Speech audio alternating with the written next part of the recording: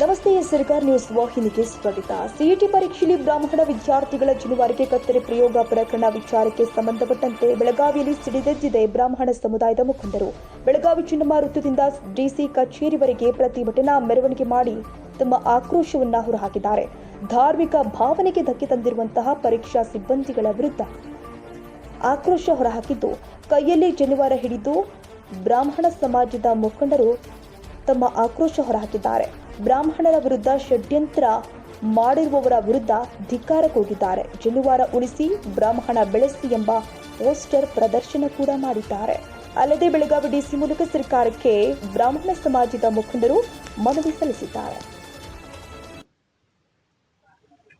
Sir, ನನ್ನ ಹೆಸರು ಶ್ರೀಧರ್ ಭೂತೆ. ನಾ ಇರುವುದು ಬೆಳಗಾವ್ ಕಡೋಲ್ಕರ್ ಗಲ್ಲಿ. 2021 मेरा एक स्टेशन में मुझको बुलाया गया.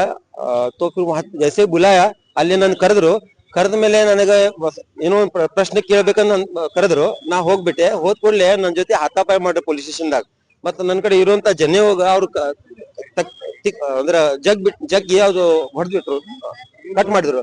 ಮತ್ ನಾನು ಒಳಗ ಇದು ಅಂದ್ರು ये जो कंठी माला है गले में उसको भी तोड़ दिया और मेरे को जबरदस्ती मार बड़ाव करके मेरे को खून लाए जैसा करके मेरे को जबरदस्ती जेल में डाल दिया. ऐसा भी करते हैं सर. हम लोगों का जनेऊ का हमारे जो हम धर्म जो पालन करते हैं उसका कोई इज्जत नहीं लोगों को. ऐसा भी हो रहा है, अन्याय है. इसको रोकना बहुत जरूरी है सर. ये लोगों का अधिकार है कि लोगों को संरक्षण देना. ये संरक्षण देने के बजाय हम लोगों के साथ अन्याय कर रहे.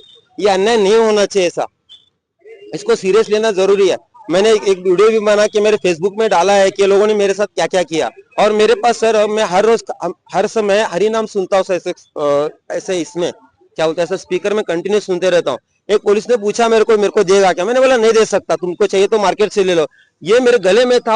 उस टाइम छीन के ನಾವೆಲ್ಲ ಬ್ರಾಹ್ಮಣ ಸಮಾಜದವರು ಇಲ್ಲಿ ಸಭೆ ಸೇರಲಿಕ್ಕೆ ಮೂಲ ಕಾರಣ ಏನಪ್ಪಾ ಅಂತಂದ್ರೆ, ಮೊನ್ನೆ ನಡೆದಂತ ಸಿಇಟಿ ಪರೀಕ್ಷೆಯಲ್ಲಿ ಕೆಲವು ಕೇಂದ್ರಗಳಲ್ಲಿ ಬ್ರಾಹ್ಮಣ ವಿದ್ಯಾರ್ಥಿಗಳ ಜನಿವಾರವನ್ನು ತೆಗೆಸಿ ಹಾಕಿದ್ದಾರೆ. ಇದು ನಿಜವಾಗ್ಲೂ ಕೂಡ ಅಕ್ಷಮ್ಯ ಅಪರಾಧ ಅಂತ ನಾನು ಹೇಳ್ತಾ ಇದ್ದೇನೆ. ಯಾಕಂದ್ರೆ ಜನಿವಾರ ಅನ್ನೋದು ಒಂದು ಯಜ್ಞೋಪವೀತ. ಈ ಯಜ್ಞೋಪವೀತ ಧಾರಣೆಯನ್ನ ಮುಂಜುವಾದ ನಂತರ ಆ ಒಂದು ದಾರವನ್ನ ಒಟುಗಳಿಗೆ ಹಾಕ್ತಕ್ಕಂತ ಒಂದು ವ್ಯವಸ್ಥೆಯನ್ನು ಮಾಡ್ತಾ ಇದ್ವಿ.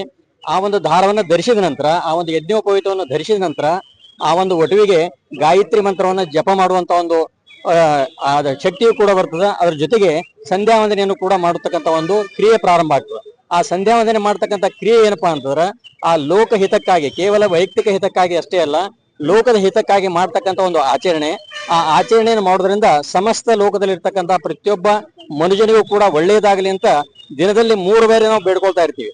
ಅದ್ರ ಜೊತೆ ಕೇವಲ ಮನುಷ್ಯರಿಗೆ ಮಾತ್ರ ಅಲ್ಲ, ಗೋವನ್ನು ಹಿಡಿಕೊಂಡು ಎಲ್ಲ ಪ್ರಾಣಿ ಪಕ್ಷಿಗಳಿಗೂ ಕೂಡ ಉತ್ತಮವಾಗಲಿ ಅಂತಕ್ಕಂಥದನ್ನ ಕೊನೆಯಲ್ಲಿ ನಾವು ಬೇಡ್ಕೊಳ್ತಕ್ಕಂಥ ಒಂದು ಕ್ರಿಯೆ ಸಂಧ್ಯಾ ವಂದನೆ. ಆ ಸಂಧ್ಯಾ ವಂದನೆ ನಾವು ಮಾಡ್ಬೇಕಾತಂದ್ರೆ ಯಜ್ಞೋಪವೀತದ ಅವಶ್ಯಕತೆ ಇದೆ. ಬಟ್ ಅದನ್ನ ಇವತ್ತಿನ ದಿವಸ ಛೇದನೆ ಮಾಡಿದಾರೆ. ಅಂದ್ರೆ ಯಾವ ವ್ಯಕ್ತಿ ಲೋಕ ಕಲ್ಯಾಣಕ್ಕಾಗಿ ಪ್ರಾರ್ಥನೆಯನ್ನ ಮಾಡ್ತಾ ಇದ್ದಾನೋ ಅಂತ ಒಂದು ವ್ಯವಸ್ಥೆಯನ್ನ ನಾಶ ಮಾಡ್ತಕ್ಕಂಥ ವ್ಯಕ್ತಿಗಳು ಲೋಕ ಕಂಟಕರಂತ ಇವತ್ತಿನ ದಿವಸ ನಾವು ಹೇಳ್ಬೇಕಾಗ್ತದೆ. ಅಂತ ಲೋಕ ಕಂಟಕರು ಕೂಡ ಅವನಿಗೆ ಒಳ್ಳೆ ಜ್ಞಾನ ಬರಲಿ, ಒಳ್ಳೆ ಬುದ್ಧಿ ಬರಲಿ, ಮತ್ತು ಧರ್ಮದ ಬಗ್ಗೆ ಆಚರಣೆ ಮಾಡ್ತಕ್ಕಂಥ ಒಂದು ಶಕ್ತಿಯನ್ನ ಆ ಪರಮಾತ್ಮ ಅವರಿಗೆ ನೀಡಿ ಇನ್ನು ಮುಂದೆ ಬ್ರಾಹ್ಮಣ ಸಮುದಾಯದ ಮೇಲೆ ಈ ರೀತಿಯಾದ ಅತ್ಯಾಚಾರ